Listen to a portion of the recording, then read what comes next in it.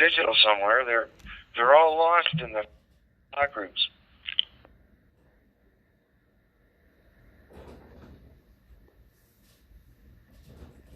I think hotspots have taken over the repeaters. I mean, people aren't using repeaters anymore.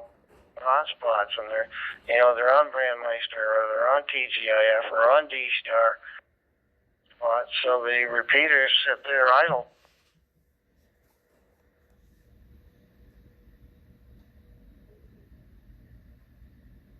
Yeah, and especially the other ones, experiment. Like Dmr-Marc, they don't want you experimenting. And I understand what they're talking about and why they keep it that way, and that makes sense. I'm not arguing. And control and have a good network. If you have everybody and his brother try and see what happens. Once you lose control of that, it's a little harder. But Brent, that spot, and you've cross links there, and you've got All-Star and D-Star, everything all coming all the way in. P25, NXDN.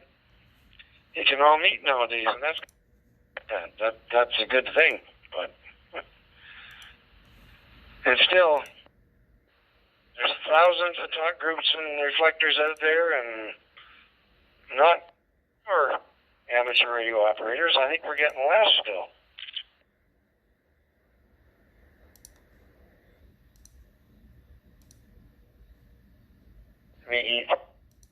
TWT, yeah, I don't know. I'm sure that the COVID thing has found one thing. It probably has almost eliminated ham courses. I'm guessing there's probably some online courses you could do. But as far as a local radio club doing classroom environment, that's out of the question now. And and the same with exams. I don't know if Canada's doing it, but I know the U.S., they're doing online examinations so that you can get your ticket. So I'm assuming maybe Canada thing. I haven't really kept track of it, but it's hard to gauge whether there's getting new blood into the hobby or not.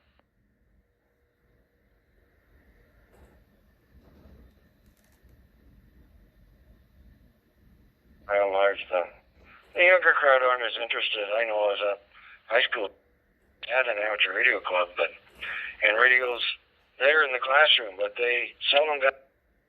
There was only like 3, maybe 4 kids in the whole high school that would be interested, which is good. Don't get me wrong, but it's not like it was in the old days where you'd have 20 interested. Not the same anymore. And that online. In the high school stuff, the cheating going on, it's unbelievable. You don't know those questions unless you've got an actual face on for example. You don't know who's taking the test.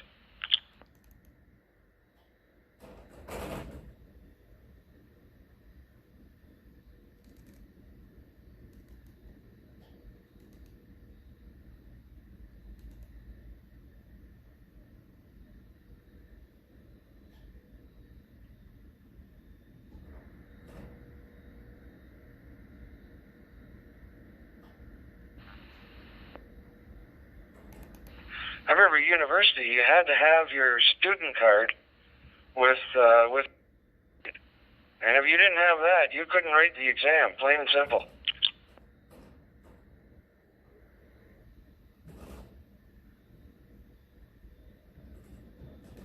Yeah, that's for sure. Well, I don't know what's going to become of it. As I say, the younger generation is interested in their cell phones and internet and online games.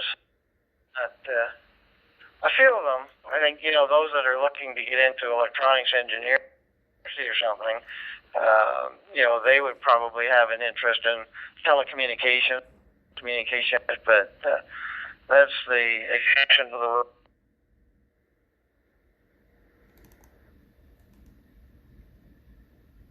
By and large, that's what you say.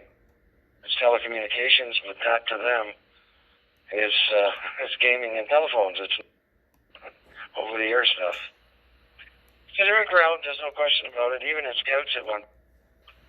I mean, there was a time when we taught Morse code and everything in Scouts, but in my final 5 or 6 years, nobody was interested, not even in getting a badge for it. It was just, that's just the way it went.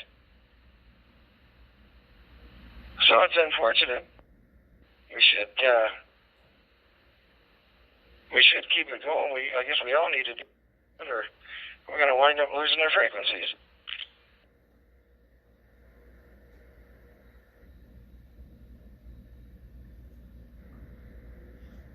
To come back with the Windsor group and their 220 repeaters, and well, the part-time repeater here in this area, but you know, it's getting to a point that, gosh, if 220 is not going to be used, it's soon going to be taken by somebody that will use it.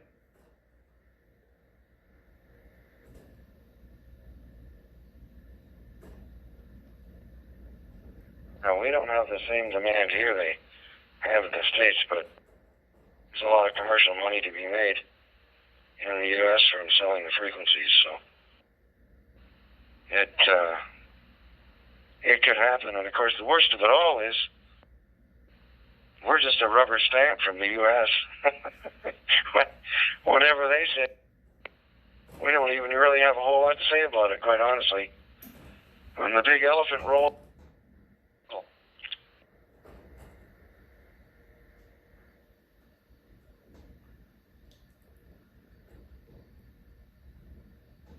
just reading a post up there a few minutes ago that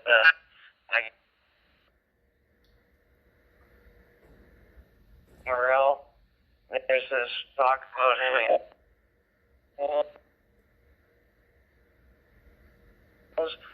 apparently they've dropped that down to 30 now, but it still has to pass through Congress or whoever it is. I don't understand the system whatsoever.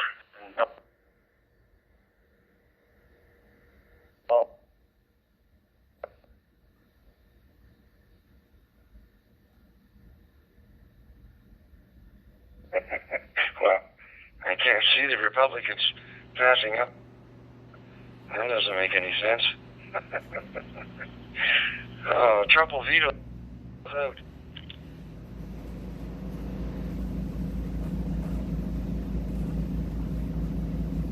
They've got bigger problems over there than a $35 license fee.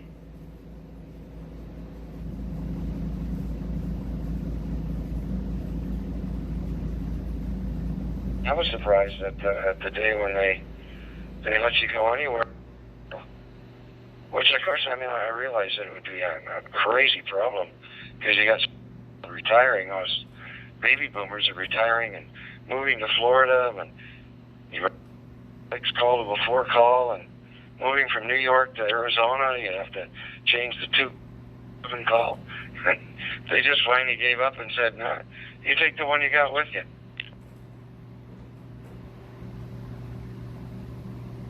I'm sure that was an administrative as well, trying to keep calls aligned with your region that you're in or the district that you're in. Being on Facebook here, I posted that thing on the Soda group, discontinuing of the D74 Kenwood. It's now official. There's a message from Kenwood saying, "Thank you for using our products on a regular basis. We have the production of the following wireless communication devices manufactured by our company. Thank you for your patronage and thank you for your understanding." And its product was the THD74, and last production month is December of 2020. Products will be discontinued when the stock is sold out. You can continue to purchase hot products. So, wow, it's official.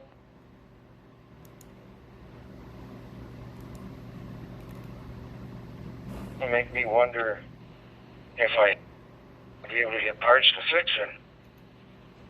That's the son of a gun when you hear that happening.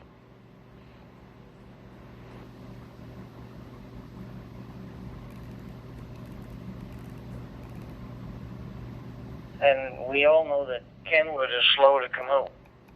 So, I don't see them probably with D-Star Radio. They're hard pressed to come out with new.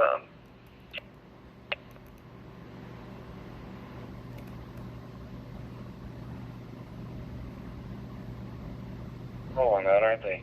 I mean, when they do come out, they come out with good stuff, and it's my experience with Yaesu, where you were a guinea pig, and if you got to help them iron the bugs out.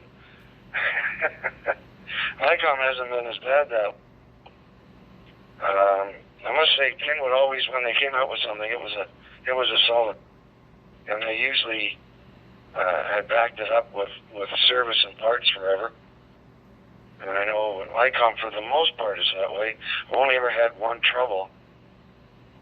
It was actually recently when my 746 Pro went. Got hit by lightning, but we're not really sure. But 3 years old, and I couldn't get the parts for it. And parts. And that's, to me, that's a real warning sign. There's something wrong here. You should be able to hang on to a radio more than 3 years. Agree. Yeah, I agree. Perfect. They do make a boo-boo every once in a while. Like, how many of the I-100 mobile radios were shipped without a mobile bracket? I mean, they come with the control head bracket, but for the body of there was no mounting bracket. You had to buy the ID 5100, I think it was called, and the deluxe signified that it came with a mobile mounting bracket.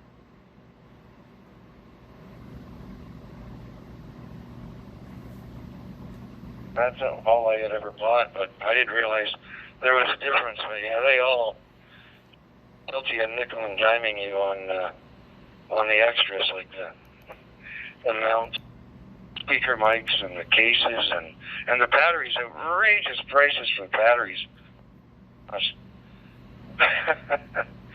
What's a new battery for the 51? I mean, it's outrageous.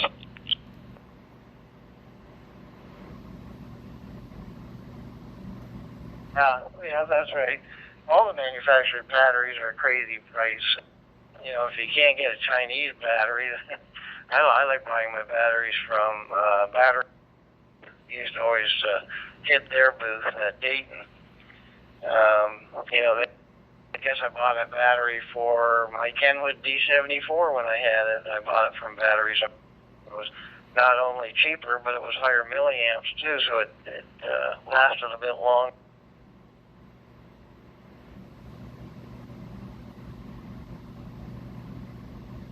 That's right. They had a Chinese thing making them for them. Well, it's smart. I mean, with that. And I've always said, you know what, I am a capitalist as far as that goes. I think a bit money. There's no question in my mind about that. And when I had my little business, I wanted to make a profit. I don't have a problem with that. What I do have a problem with, though, is paying people to live on and then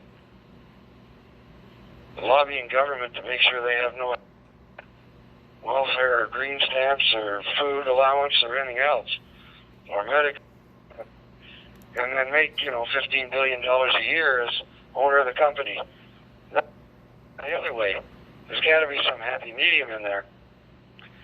But, a business money, a business should be profitable. But it makes you wonder if, that, for example, the Chinese, that's a good one, and do the thing for less than half price.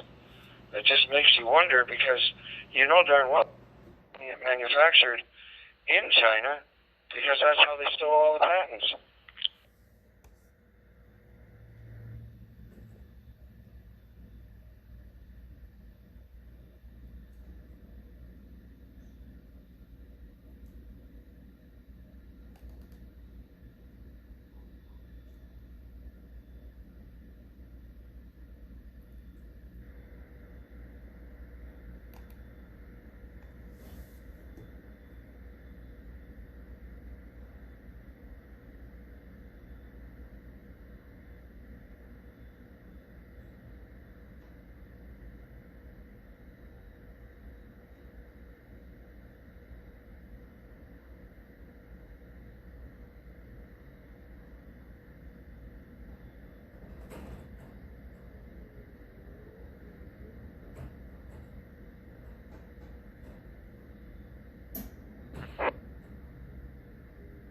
the back, or no dust is blowing out the back of the repeater. It seems to be working a little better. Yeah, I must be dropping out or something. I seem to be doubling with you quite a bit.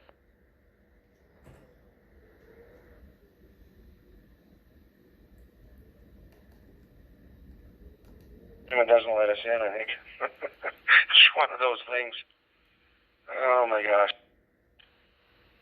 But for the most part, it's working a lot better than what it was, I will say that. I don't know that it's completely trouble-free, but it's a lot.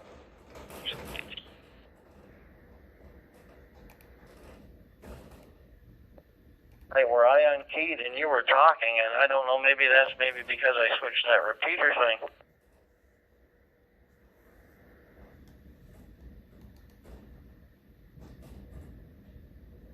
Well, I'm ready, almost ready. I just got to finish up Windsor, I guess. And I'll be ready to dump mine. All changed. Oh my gosh. This was a long process. Well, I'm sure I was thinking that when I was doing mine, that you could, I suppose you could export your code plug in spreadsheet and then sort by that field and change once and then import it back into your code plug software. Be my luck, I'd mess it up somewhere.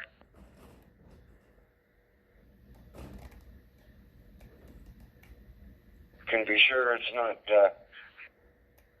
your favorite software. I wonder if they're ever going to make it for DMR radios.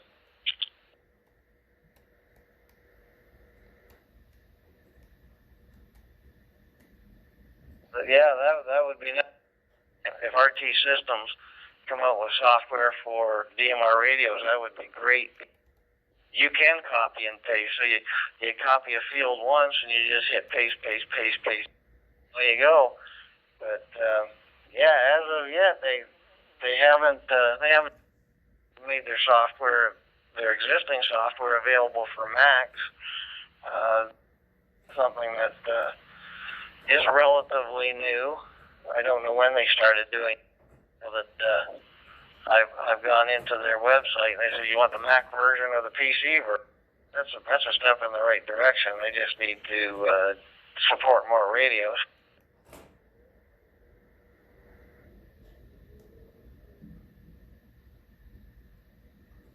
Maybe because it comes with free software that they've decided it's not worth trying to write it all.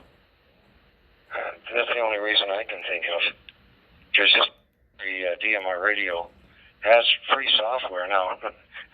Granted, it's not as good. That's exactly what we're talking about. But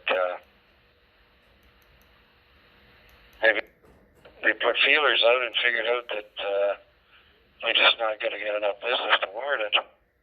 However, having said that, ICOM is giving you free software. I've got a lot of RT systems for my ICOM radios because it's easy to use.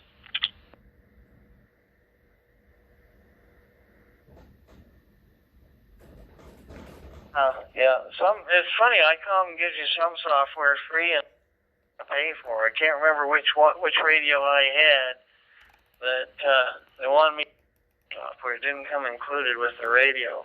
Well, that's crazy, but yeah, and Chirp is even supporting more radios. And that's a free piece of software, and I think I'm just trying to see if I can find out what radios they actually support now. But I know they're quite a few more, and I don't think they support DMR radios, but I think they do D-Star. Now, I might be wrong on that, but just trying to find out B.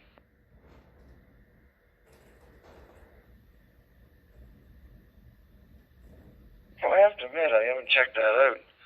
I used that on my 8900, the ECU 8900 and the Baofungs. That's is their software, but it's not bad. It works pretty good, and especially for free software. And make a Mac version of Chirp, Mac, Linux, and Windows. So I thought there was someplace on their site where they put what radios they support. I don't know, maybe I need to click on one of these versions to see.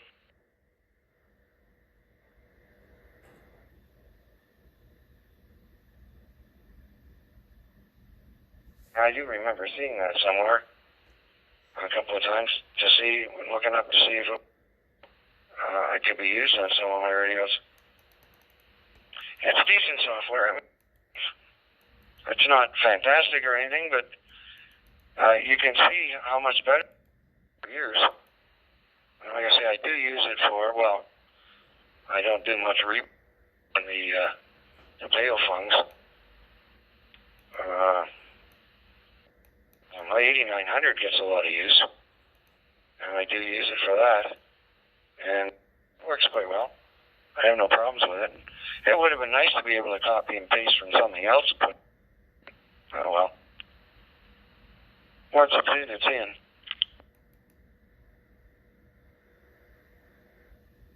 Found the list here, and ICOM, they D-Star radios.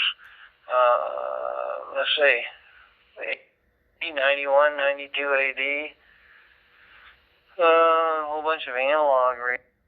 The 2820, the IC 7000, 7100, 7200, ID 51, 51 plus, 80H, 800H. So, yeah, Kenwood. Let's see what they've got for Kenwood.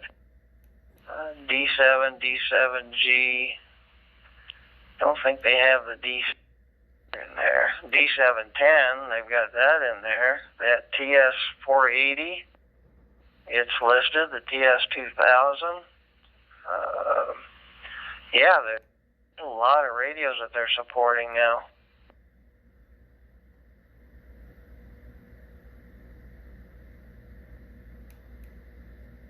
It's easy to overextended.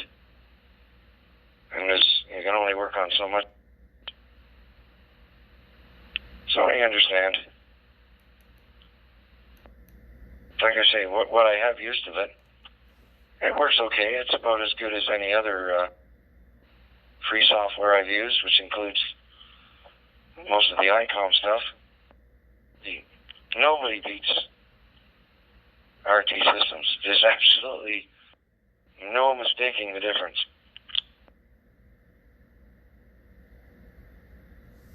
I agree with you there.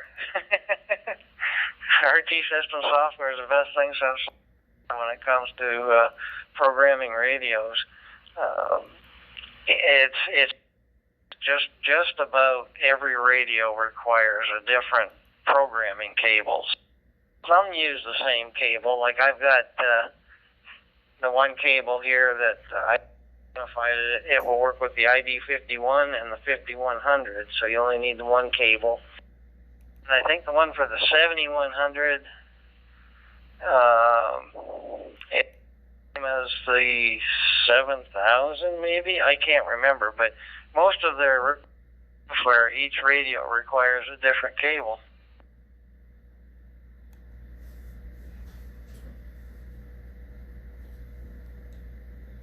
Yeah, and some of them, you had to use their cable and not the one that came with your radio. That was a little concerning at the time. But for some of the things, I don't see, like for my 7300, I don't see that it's worth buying that software because I don't use it often enough, to make it worth my while. You don't do a lot with memories in there, and the control of the others. A lot of it you just set once and you don't need to look at it forever again. So I didn't buy it for the 7300. Well, that's the only reason. I mean, the software that comes for it. It's fine the way it is. For what is it for? That's right. It's not near as crucial for an HF radio. As you say, you have a handful of channels that you put into the radio. Maybe like mine, I think I've got 5 or 6 HF nets in my memory channels, but that's all that's in there. So not worth spending the money on the software for it.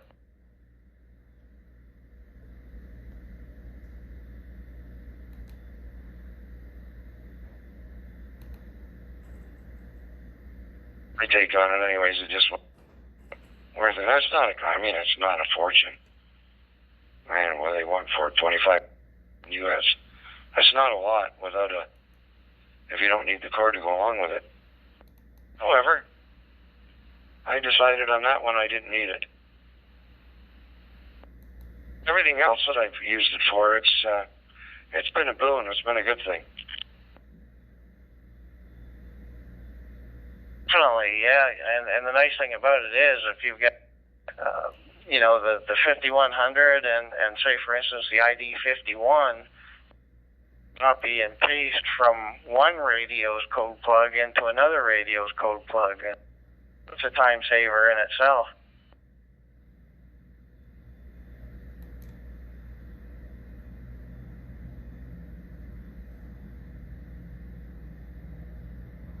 Big time saver of them all.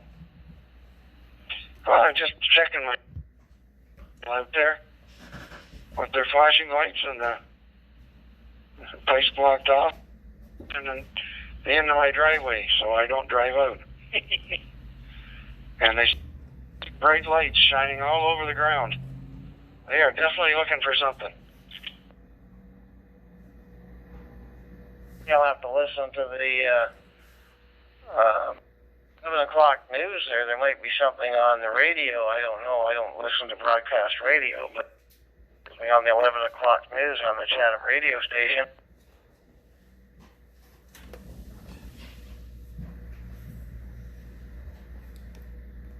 Never know. I think better. I have my Sirius radio, and the wife has her app. That's all we listen to.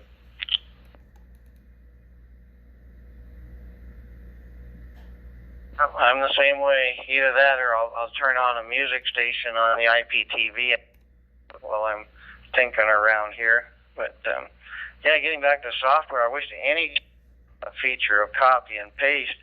I would love to be able to, have two codes, one for my 878 and one for the 578, and be able to copy and paste between the two of them. Or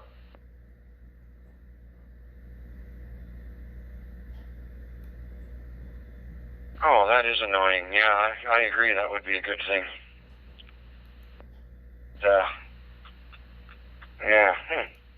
Can you copy and paste from?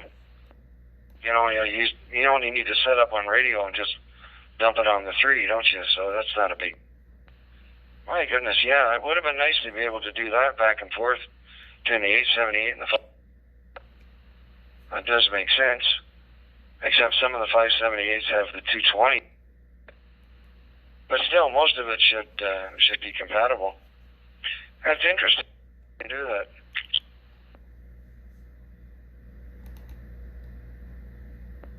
Difference between free Chinese software and software you pay for. But yeah, all the 578s have 220 in them. The only difference between the Pro and the Standard is that the tooth in it.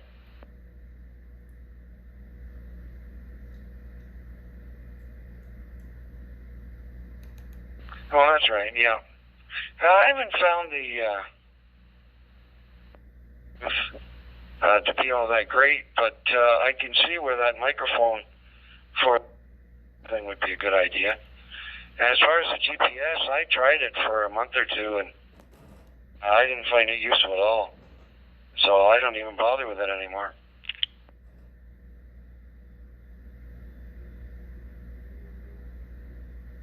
No, I don't bother with it either. I think I set it up on one of the 578s I've got here, and I don't know whether I just didn't have it set up properly or not, but it wasn't squawking to APRS.FI, so I just disabled one. And the Bluetooth, I tried that in the one that I've got in the truck, and reporting that the audio was low on it, so I give up on that. I didn't even put the dial in my center console.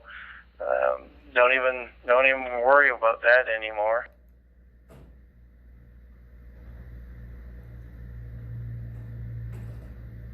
Yeah, it was a bit of a disappointment, I have to say that. It didn't work the way it worked.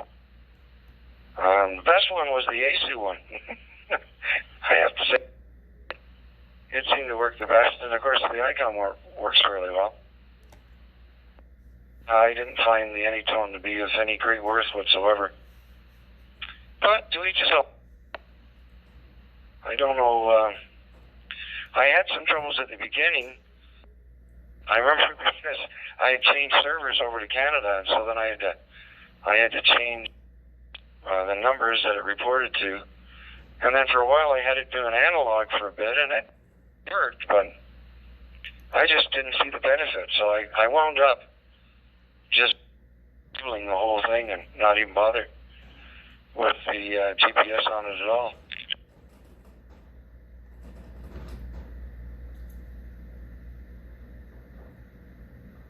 The same experience with the roaming. The roaming on the Anytone radios is not all user-friendly to set up. Not like the Hyteras. Piece of cake, and it worked well on the Hytera, but there's much more involved roaming function on the Anytone radios, and I don't even have it set up in the mobile. It's just too big of a headache to try to set up. And for the Bluetooth, the only radio I had that took advantage of the Bluetooth with THD74, and if you used the Kenwood software, you could upload to the radio via Bluetooth. You didn't have to use a cable, but it would only work with it wouldn't work with RT systems.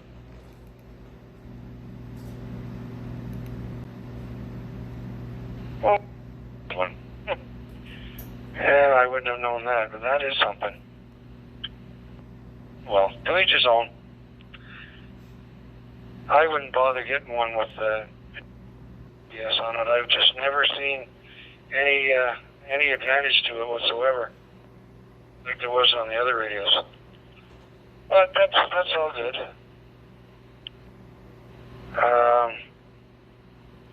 I think I've even taken it off by 100 because it nicely like the 400 did.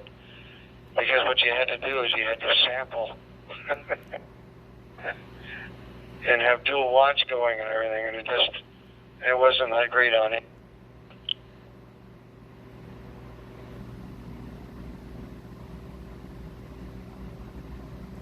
I have APRS on the D710, the Kenwood D710, and have it on one side of the radio, and then the other side of it I have on 146. So I'm always on simplex on one side, and then of course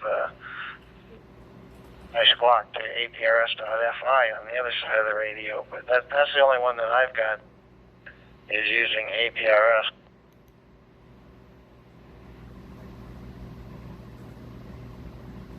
Yeah, that's right, and Kenwood does have APRS right on theirs.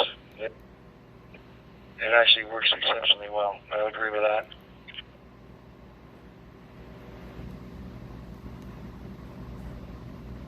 Right, it does work well. A710 is the older model, doesn't have the GPS built into it, so I have an external sitting on the dash, and works well. Gotta say that. For a drive, and I can come home and see where I've been. And it worked well on the motorcycle, too. There was a case of where the wife could and know where I am on my trips and see that everything was okay. But anyway, I think we've tied up this repeater long enough. in the talk group long enough, I think we should give other people a chance if they want to use it. If nothing else, we've blown the Chatomer Peter bit, and something that I wanted to check on the computer, so I better do that before I forget what it was. Have a good night. hopefully those lights go away. Sleep tonight. 7-3. Have a good night, and we'll probably talk to you tomorrow. VK&I, VA3TWD.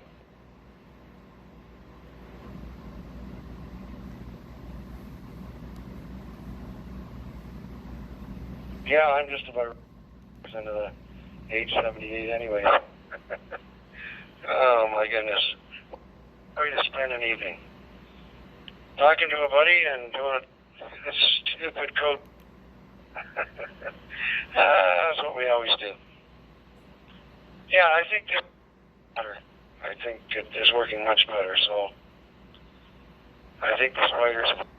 Talk to you tomorrow. 7-3 for now. VA3 TWTV 3KM Michael.